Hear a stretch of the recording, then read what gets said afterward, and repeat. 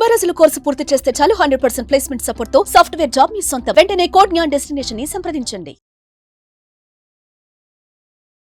నమస్కారం ఉమా గారు. నమస్తే అమ్మా. ఉగాది నుంచి పునర్వసు నక్షత్రానికి ఎలా ఉండబోతుంది, వారు ఎలాంటి పరిహారాలు చేసుకోవాలి గురుగారు? తప్పకుండా అమ్మా. పునర్వసు నక్షత్రము 3 పాదములు మిథున రాశిలో 1, 2, 3 పాదములు మిథున రాశిలో ఉంటాయి. 4వ పాదము కర్కాటక రాశిలో సంచరిస్తూ ఉంటుంది. అయితే మనం మాట్లాడుకుంటే ఈ విశ్వావసునామ సంవత్సరం ఉగాది మార్చి 30వ తారీఖున రాబోతుంది. ఈ సంవత్సరము ఉగాది రోజునే శని యొక్క సంచారము మారడము, మే 15వ తారీఖు తర్వాత గురుగ్రహ సంచారము మారడము, మే 18వ తారీఖు తర్వాత రాహు యొక్క సంచారము మారడము, అధికమైన ప్రభావాలు మారబోతున్నాయి. సో పునర్వసు నక్షత్రం 1, 2, 3 పాదాల వాళ్ళకి ఏమిటంటే, ముందుగా శని యొక్క సంచారం మారడం వల్ల, శని 10వ స్థానంలోకి వెళ్ళడం వల్ల కంటక శని అనేటువంటిది స్టార్ట్ అవ్వబోతోంది. ఏంటిది కంటక శని అని అంటే, ఏ రాశి నుంచి అయితే శని భగవానుడు 10వ స్థానంలో ఉంటాడో, 10వ రాశిలో ఉంటాడో ఆ రాశికి కంటక శని వస్తుంది. అలాగా పునర్వసు నక్షత్రము 1, 2, 3 పాదాల వాళ్ళకి కంటక శని రాబోతుంది.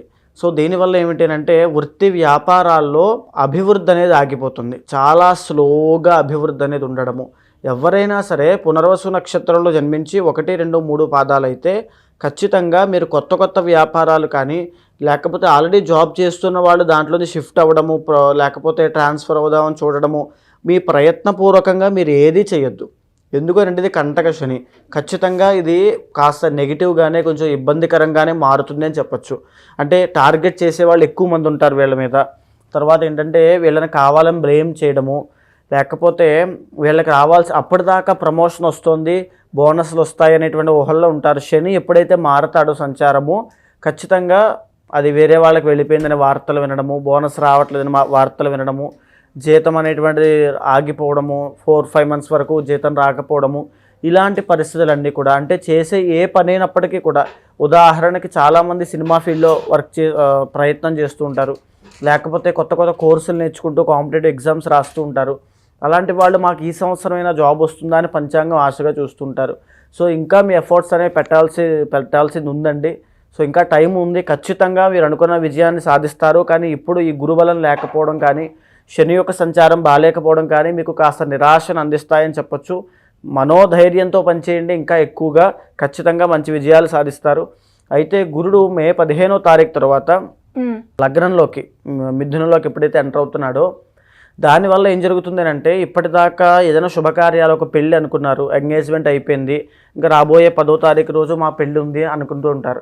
సో అలాంటి వాళ్ళకి కూడా పెళ్ళిళ్ళు కాస్త పోస్ట్పోన్ అవ్వడము, ఆగడము, మధ్యలో ఆటంకాలు ఏవైనా రావడము, లేకపోతే లోన్స్ పెట్టి శుభకార్యాలు చేయాలి, లోన్స్ పెట్టి పెద్ద ఏదైనా ఒక వ్యవహారాన్ని, ఒక స్థలం కొనాలి, ఇల్లు కొనాలి, ఇలాంటివి ఉంటాయి.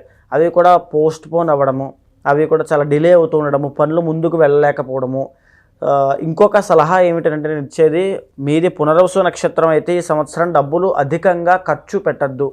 ఎక్స్పెండిచర్ విషయంలో చాలా జాగ్రత్త వహించండి. లేదు అనుకుంటే చాలా ఇబ్బందులు పడతారు. బికాజ్ ఫ్లో ఆఫ్ ఇన్కమ్ అనేది తగ్గుతుంది.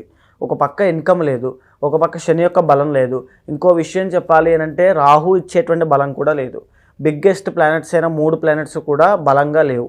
రాహు 9th హౌస్లో ఉండడం వల్ల ఏం జరుగుతుంది, మీరు ఏదైనా ఒక చీటీ కట్టడానికి డబ్బులు పెట్టుంటారు ఆల్రెడీ, లేదు దేంట్లో అయినా ఒక చిన్న ఇన్వెస్ట్మెంట్ పెట్టుంటారు ఆల్రెడీ, లేకపోతే ఏదైనా బ్యాంకులో పెట్టడం కానీ, ఏదో ఒకటి డబ్బులు పోగవడం కోసం ఎక్కడొకటి పెట్టుంటారు. అవన్నీ కూడా నష్టపోవడము, లేకపోతే ఎవరికైనా అప్పుగా ఇచ్చుంటారు, అవన్నీ రాకపోవడము, సమయానికి డబ్బు అందకపోవడము, డబ్బులన్నీ ఇరుక్కుపోవడము, ఈ రకమైన ఇబ్బందులన్నీ వచ్చే అవకాశాలు ఎక్కువ ఉంటాయి. కోర్టు వ్యవహారాల్లో ఇబ్బంది, కాస్త నిరాశ, అపజయములు, తర్వాత చదువుకునే వాళ్ళకి కాస్త ఇబ్బందులు, మ్యారీడ్ లైఫ్లో కాస్త. సో అన్నిట్లోనూ మిశ్రమ ఫలితాలు ఎక్కువ గోచరిస్తున్నాయి. కాబట్టి పునర్వసు నక్షత్రం వాళ్ళు ఖచ్చితంగా చాలా జాగ్రత్తగానే ఉండాలని చెప్పొచ్చు. ఇంతటి ఇబ్బందుల్లో కూడా ఏదైతే మేజర్ బిగ్ ప్లానెట్స్ అయినా 3 ప్లానెట్స్ అనుకూలించట్లేదో, అలాంటి పరిస్థితుల్లో కూడా రవి కుజుడు పట్టేటువంటి ఆ యోగాల వల్ల, ఆ ప్లేస్మెంట్స్, ఆ సంచారం మారడం వల్ల కొన్ని మంత్స్ అనేవి వీళ్ళకి ఎక్సలెంట్గా ఉండబోతుంది. చాలా టాప్ మోస్ట్లో ఉంటారు. ఆ మంత్స్ ఏమిటంటే, ముఖ్యంగా కుజుడి యొక్క బలం వల్ల 6th జూన్ నుంచి 28th జూలై వరకు కూడా వీళ్ళు ఏదైనా రియల్ ఎస్టేట్ వ్యాపారాల్లో ఉన్నట్లయితే, పునర్వసు నక్షత్రం వాళ్ళు ఫుడ్ బిజినెస్లో ఉన్నట్లయితే, కోర్టు వ్యవహారాల్లో ఇబ్బందులు పడుతున్న వాళ్ళైనా, లేకపోతే కాంపిటేటివ్ ఎగ్జామ్స్ రాస్తున్న వాళ్ళైనా, స్పోర్ట్స్ ఫీల్డ్లో కనుక మీరు ట్రై చేస్తూ నాకు స్పోర్ట్స్ కోటాలో జాబ్ రావాలనుకున్న వాళ్ళైనా ఖచ్చితంగా మీరు గుడ్ న్యూస్ వింటారు. శుభవార్త ఖచ్చితంగా 6th జూన్ నుంచి 28th జూలై రాసి పెట్టుకోండి. తర్వాత మళ్ళీ ఇలాంటి యోగమే కుజుడి యొక్క బలం వల్ల 27th జూలై దగ్గర నుంచి 7th డిసెంబర్ దాకా కుజుడి బలం పెరగబోతోంది. దీనివల్ల భూలాభం కలగడము, స్వర్ణ లాభము, తర్వాత వాహన సౌఖ్యం, కొత్త వాహనాలు కొనడము, నూతన వస్త్ర ఆభరణాలు ధరించడం లాంటివి జరిగే అవకాశాలు చాలా బాగుంటాయి. సో తర్వాత రవి యొక్క బలం వల్ల ఆగస్టు 15వ తారీఖు నుంచి సెప్టెంబర్ 15 దాకా రవి బలం సంపూర్ణంగా ఉంది వీళ్ళకి. దీనివల్ల ఏంటంటే బిగ్ ప్లానెట్స్ అనేవి అంత అనుకూలించకపోయినప్పటికీ కూడా ఈ యొక్క రవి బలం వల్ల రాజకీయ పరంగా ఉన్న వాళ్ళకి పదవీ యోగాలు రావడము, మెడికల్ ఫీల్డ్లో ఉన్న వాళ్ళకి లాభాలు బిజినెస్లో, లేకపోతే గోల్డ్ బిజినెస్ చేసే వాళ్ళకి లాభాలు రావడము, ఇంకా చెప్పాలంటే ఎవరైతే గవర్నమెంట్ జాబ్ ట్రై చేస్తూ ఉన్నారో వాళ్ళకి శుభవార్తలు ఖచ్చితంగా కలుగుతాయి. మేజర్ బిగ్ ప్లానెట్సే కాదు, మీకు ఇవి కూడా చూసుకోవాలి కాబట్టి మంచి రోజులు కూడా మీకు ఉన్నాయి. ఆగస్టు 15 నుంచి సెప్టెంబర్ 15 దాకా రవి రాజయోగాన్ని ఇస్తాడు మీకు. ఏ పని పట్టుకున్నా అందులో విజయమే. తర్వాత మళ్ళీ అలాంటిదే నవంబర్ 15 దగ్గర నుంచి డిసెంబర్ 15 దాకా ఎక్సలెంట్ రాజయోగం ఉంటుంది. మళ్ళీ తిరిగి 2026 మార్చిలో మళ్ళీ రవి మీకు అద్భుతమైన రాజయోగాన్ని ఇస్తాడు. సో ఈ రకంగా ఎక్సలెంట్ ఫ్యూచర్ని ఈ టైమ్స్లో మీకు చాలా బాగుండబోతోంది. సో ఈ టైంని అనుసరించి ఖచ్చితంగా నిర్ణయం తీసుకోండి. ఎప్పుడు పడితే అప్పుడు ఇన్స్టెంట్గా డెసిషన్ తీసుకోవద్దు, ఎందుకంటే టైం అనేది కాస్త బ్యాడ్గా ఉంది కాబట్టి చాలా జాగ్రత్త అవసరము. తర్వాత ఏంటి అంటే ఎవరైతే మూవీ ఫీల్డ్లో ఉంటారో, లేకపోతే ఎవరైతే సినీ రంగంలో కానీ, కళారంగంలో కానీ, నాటక రంగంలో కానీ, నృత్య గీత వాద్యములు కానీ, మీ కెపాసిటీని నమ్ముకొని, మీ టాలెంట్ని నమ్ముకొని, మీ స్కిల్స్ని నమ్ముకొని ముందుకు వెళ్ళే వాళ్ళు ఎవరైనా ఉంటారో వాళ్ళకి నవంబర్ అండ్ డిసెంబర్ ఈ 2 months కూడా కాస్త ఇబ్బందులు ఎక్కువ కనబడుతున్నాయి.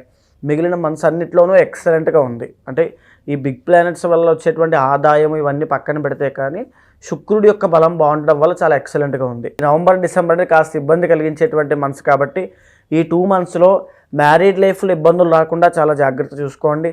రిలేషన్షిప్లో ఎలాంటి ప్రాబ్లమ్స్ రాకుండా చూసుకోండి. ఆడవాళ్ళ వల్ల ఇబ్బందులు కలగకుండా చూసుకోండి. లగ్జరీకి వెళ్ళి డబ్బులు విపరీతంగా ఖర్చు పెట్టి నష్టపోకుండా జాగ్రత్త పడండి.